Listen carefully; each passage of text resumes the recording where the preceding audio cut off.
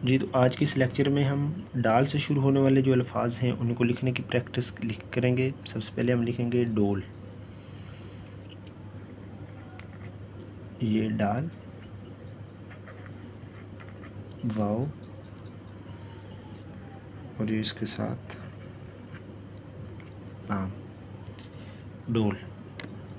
इसके बाद हम लिखेंगे डाल्फिन, डाल, अलिफ, लाम, फे और ये इसके साथ नून, डाल्फिन। और इसके बाद हम लिखेंगे डरपोक,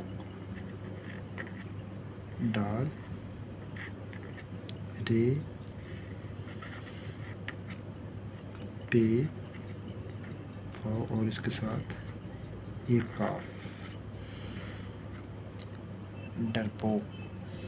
और इसके बाद हम लिखेंगे ढंग, डाल,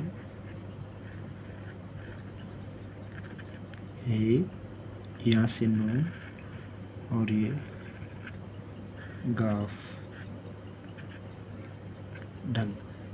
और इसके साथ लिखेंगे हम डॉलर, ये डाल, अलिफ, लाम, रे, डॉलर। और इसको इस तरह से भी आप लिख सकते हैं।